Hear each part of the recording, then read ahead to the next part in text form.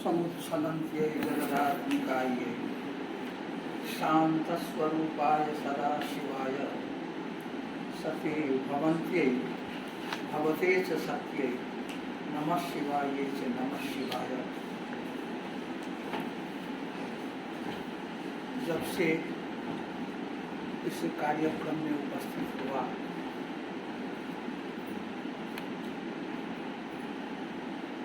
पूरा दोष पाया और घबराहट थी, क्या चल रहा है वहाँ, कैसे प्रस्तुत होना है। और जिन्हें सुना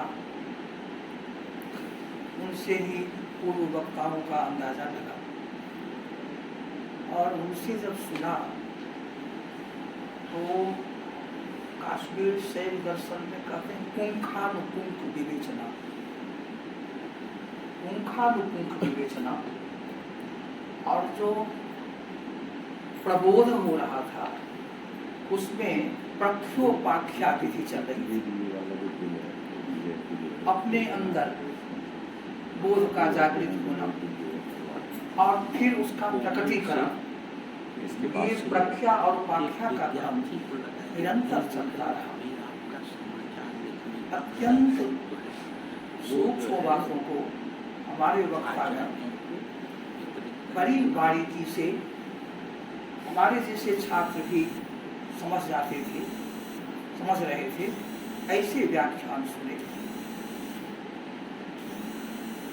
नाम नानो तो समय कम लगेगा, तो ऐसी स्थिति में सब के सब हमारे आदरणीय हैं। पर अभी पूर्व में जो मैंने सुना तो अब तो इतना व्यापक क्षेत्र हुआ और सबसे पहले यह भान हुआ, क्या मैं भी अध्येता के रूप में स्मरण किया जा सकता, यह भान हुआ। हमारे सबके सब श्रोता समझ रहे हैं कि हमें किस तरह से पढ़ना चाहिए और व्यापक दृष्टिकोण कैसे होना चाहिए। उसमें भी एक होती है जिज्ञासा का स्वतः उदय होना, दूसरा है उसका उदय करा देना। हम स्वयं की बुद्धि से कितना सोच सकते हैं। प्रज्ञा विवेकम लभते भिन्न रागम दर्शने कि यदवा शक्य मुन्ने तुम स्वतर्कम अनुधावता। अपने तर्क से यदि हम अनुधावन करना शुरू करें तो कितना दौड़ सकते हैं। जो अपनी क्षमता है उसी में हम घूमते रह जाएंगे तो हम क्या पढ़ रहे हैं, क्या हम सभा सेवन कर रहे हैं। तो सर्वप्रथम तो यह है कि ऐसे विद्वत जन जहाँ समाहित हुए हैं और उनके जो वक्तव्य हैं, हम जैन बौद्ध दर्शन विभागाध्यक्ष से प्रार्थना करते हैं कि आप के जो इस कार्यक्रम के निबंध हैं, शोध आलेख हैं और पहले से भी कोई ऐसे आलेख हों जो अभी तक अप्रकाशित हैं, तो उनका प्रकाशन हम वाइस चांसलर साहब से मिलकर करना चाहते हैं। और हमारी जो पत्रिका है उसके लिए अलग से एक पत्रिका निकल सकती है, तो आप उस दिशा में हमें प्रेरित करें और आदिष्ट करें।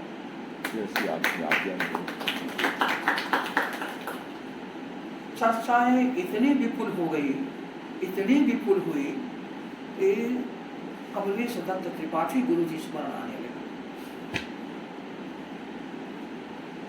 उनका यह स्वभाव था कि जितने लोग सभा में बैठे हैं वो सब के सब अपने चिंतन को किस तरह से आगे बढ़ा सकते हैं उसके लिए दिशा खोल देते थे।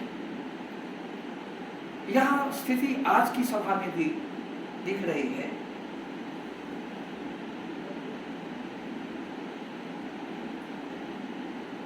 जहाँ हमारा कुछ ज्यादा श्रम हुआ है, अपनी ओर से नहीं, गुरु की प्रेरणा ही ऐसी रही, गुरु की कला ऐसी थी, तो लगा देते थे कि इसको करो, पता नहीं चलता था कि मैं लग भी रहा। और आज तो ऐसी स्थिति है कि मैं कहाँ खोया रहता हूँ मेरी पत्नी को भी पता नहीं चलता है, और वो याद दिलाती है कि आपकी चाय तो कब की ठंडी हो गई, अब उसको नहीं ले सकते। तो ऐसी स्थिति में जो कुछ अधिक हुआ उसमें अभ्युदय और निश्रेयस की बात आती है, जो जीव मात्र को अभिलषित है। कैसे अभिलषित है? प्रत्येक जीव चाहता है कि मैं सुखी रहूं, आहार हो, विहार हो, सुरक्षित रहूं। इसी को मां न भूवम न भूयासम, मां न भूवम भूयासम, ऐसी स्थिति कभी ना आवे कि मैं रहूं नहीं ताजा तरोजा बना हुआ, और भूयासम बना ही रहूं। यह एक स्वाभाविक प्रवृत्ति है। दर्शन शास्त्र पढ़ना शुरू किया है, बहुत पढ़ गया है, नहीं शुरू किया, इससे कोई मतलब नहीं। प्रत्येक जीव में यह एक चेष्टा है, यह एक भाव है, यह एक इच्छा है। अब इसकी पूर्ति कैसे हो, देश काल परिस्थिति को लेकर इसका चिंतन चलता रहा है, देश में भी विदेशों में भी। हमारे देश में जो मुख्य रूप से गहरा करके निवास करता रहा और जिसमें काल की सीमा नहीं है, आदि और अंत अथेति संस्पर्श विहीन तत्व जो है उसमें अथ और इति का स्पर्श हो नहीं सकता। यदि अथ और इति का स्पर्श हुआ तो वह तत्व नहीं। अथेति संस्पर्श विहीन तत्वे तदात्मके तत्प्रतिपादके च, और ऐसा जो तत्व तदात्मा ही है उसका प्रतिपादक। हमारे आचार्य इस तरह के हैं। अथेति संस्पर्श विहीन तत्व, तत्व स्वरूप तदात्मक है, तत्प्रतिपादक भी है। सदैक रूपेण विजृंभमाणे, वह सदा एक रूप में विजृंभमाण है, विरसित हो रहा है। प्रारंभ पर्यंत कथा कथम स्यात्, वहाँ प्रारंभ और पर्यंत की कथा आ ही नहीं सकती।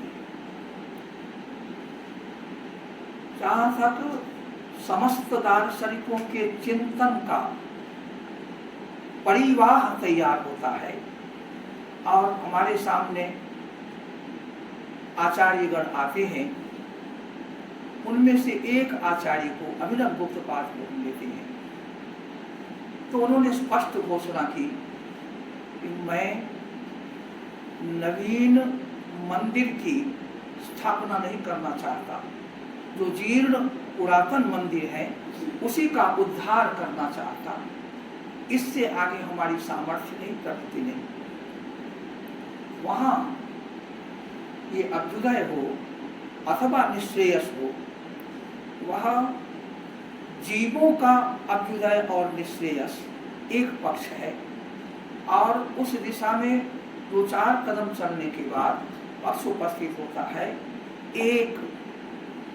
एक जो समस्त शरीरों में, चाहे वो अतीत हो, चाहे अनागत हो, चाहे वर्तमान हो, प्रत्येक शरीर में जो एक है वही एक है, और उस एक के ही अभ्युदय और निश्रेयस से सबके अभ्युदय और निश्रेयस की प्राप्ति होती है। इसीलिए बार बार कहते हैं कि जब तक सब नहीं मुक्त हो जाएंगे तब तक हमारी चेष्टा चलती रहेगी।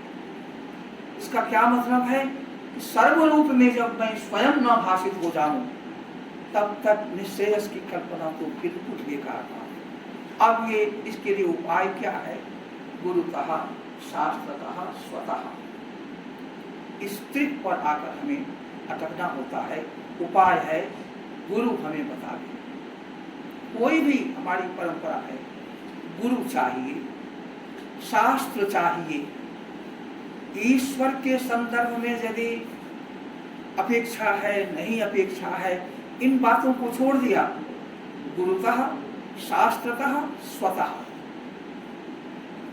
अब जो गुरुतः और शास्त्रतः ये है और जो स्वतः का चल रहा है प्रसंग, तो गुरुतः और शास्त्रतः तो समझ में आ जाता है, ये स्वतः क्या है। ऐसी ही स्थिति वेदः स्मृति सदाचारः स्वस्य च प्रियमात्मनः, वहाँ भी ये जो चौथी श्रृंखला है स्वस्य च प्रियमात्मनः, यह भी उपस्थित होता है। तो यहाँ स्वस्य च प्रियमात्मनः स्वतः, ये स्वतः क्या है, हम आज के व्याख्यानों का श्रवण करते हुए स्वतः के अर्थ विश्लेषण में थोड़ा कुछ समझने के लिए पात्रता पाए। पात्रता थी नहीं, इस तरह की सभा का सेवन करने का यही बड़ा लाभ होता है। जिस तरह से पूरे वाङ्मय को, संपूर्ण परंपरा को लिया गया और उसमें यह बात आई कि एक एक पक्ष अनिवार्य है, निवारणीय नहीं है। स्वतः प्रयत्न पर इतना बल दिया गया, हमारा चिंतन कैसे चले, चिंतन का हमारा क्षेत्र कैसा होना चाहिए और उसमें स्वयं को हम कैसे व्यापृत करेंगे, इन बातों की दृष्टि प्राप्त हुई है। सब लोगों को हुई होगी, तो हम सब का प्रतिनिधित्व कर रहे हैं, अभी बोलना है।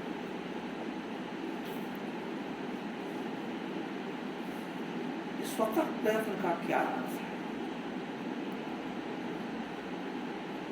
अभिनव गुप्तपाल तो इतना कहते हैं कि भोजन की सामग्री है, भोजन तैयार है, परोसा है, और तब कोई कहे कि सब कुछ तैयार ही है और पांव फैलाकर सोया हुआ सुखपूर्वक जब उस भोजन के रस को नहीं ले सकता है, तैयार तो सब कुछ है।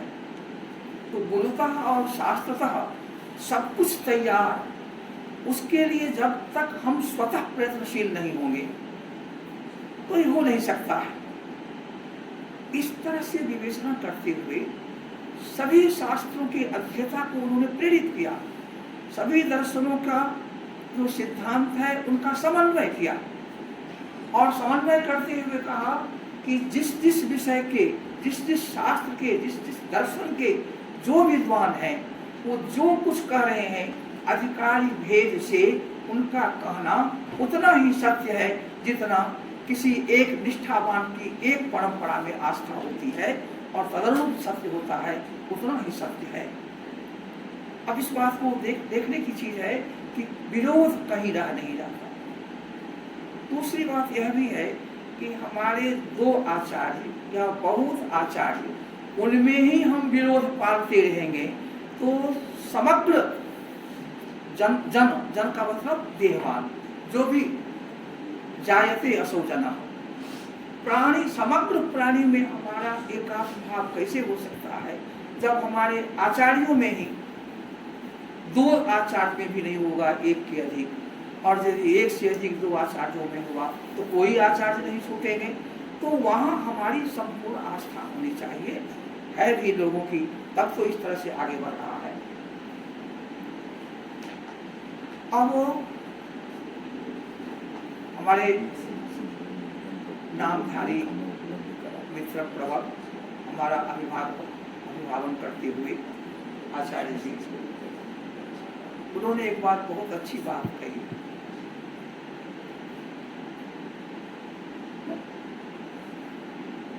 झाजी के साथ विरोध कहाँ से आ जाता है, होना नहीं चाहिए, उनको लगता नहीं था कि विरोध होना चाहिए, आ कैसे जाता है। लोग झाजी को नहीं देखते, वो जिस शास्त्र को पढ़ते हैं वहाँ 36 तत्व है, तो 36 का ध्यान ज्यादा कर लेते हैं, झाजी को भूल जाते हैं कि आचार्य। बड़ा अच्छा। अब उस समय कहा था इन्होंने, जिस समय सीढ़ी उतरते समय, चढ़ते समय कोई मुझे टोकता, ये क्या हो रहा है, ऐसा क्यों है, उस समय उन्होंने बिना किसी प्रसंग के, प्रसंग आभ्यंतर में था, चूंकि वो भी कमलेश ही थे, तो उन्होंने इस बात को कह दिया था, इससे समाधान लोगों को हो जाता था। तो इस बात को बताते हुए आचार्य रामेश्वर झा जी बड़ी सरलता से कहते हैं, स्वपरामर्शनम ये तद, स्व का, स्वयं का, आत्मा का जो ये अपरामर्शन है, स्वतः गुरु का, शास्त्र का स्वतः गुरु जी कह गए, शास्त्र कह रहा है, लेकिन स्वयं यदि हम आत्म तत्व का परामर्शन नहीं करते हैं, स्वपरामर्शनम ये तद अपराधो महान ननु, निश्चित रूप से यह बहुत बड़ा अपराध। कहा ये अपराध क्या है?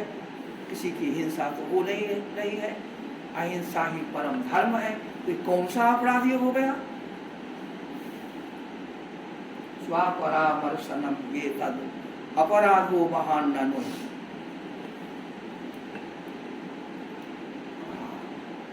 अंतिकस्थोपि येनासौ शिवो दूरातिदूर।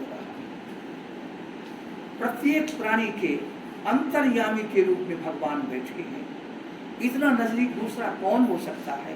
स्फुरण के पहले, स्फुरण के काल में, स्फुरण के पश्चात, विरोध की स्थिति आने पर जो सदा चेताते हैं, स्वयं तो वो चेतन हैं, चेताते रहते हैं। अंतिकस्थोपि ये न असौ, बद्धावस्था में भी अत्यंत नजदीक तो वही बैठे हुए हैं। शिव दूरापि दूरगः, कितने दूर लग रहा है कि हम चल रहे हैं अमरनाथ की यात्रा पर, भगवान का दर्शन, हम चल रहे हैं केदारनाथ, भगवान के दर्शन में। स्वपरामर्शनम ये तद अपराधो महान ननु, अंतिकस्थोपि ये नासौ शिवो दूरापि दूरगः। हमें आचार्यों के श्रवण से जो प्रेरणा मिली है, मैं तो आप लोगों के समक्ष यह प्रतिज्ञा करता हूँ कि उस दिशा से मैं अब अध्ययन, अनुशीलन और आत्मा व हरि द्रष्टव्य, श्रोतव्य, मंतव्य, निधिध्यासितव्य, श्रुति भी सीधा सीधा आत्मा अन्वेषण की भी चर्चा करती है, कहीं बखेरा नहीं खड़ा करती है। जब आप चलेंगे तो ईश्वर अपने आप आपको हाथ लगेंगे। स्व का अपरामर्शन करना बहुत बड़ा अपराध है, और परामर्श किस विधा से किया जाए तो अभी हम लोगों ने इसको सीखा है और उसके अनुसार चलते रहेंगे। हम समग्र जो अपने वेद विभाग के छात्र हैं, सुहृद छात्र हैं, आचार्यगण हैं, सबके प्रति एक स्तुति से कृतज्ञता ज्ञापित करते हैं। और जो पधारे हुए हमारे आदर्श मित्र हैं, अभिभावक हैं, गुरु हैं, उन्होंने हमारी प्रार्थना पर ऐसे समय में भी तुरंत समय निकाल कर आए, इतना श्रम करके आए। हम उनके विद्या के उपासक हैं, अनुशीलक हैं, और जो उनके लेख हैं उनको चिरस्थायी बनाने के लिए हम उसका प्रकाशन के लिए भी उपयोग करेंगे। नमः पार्वती पते।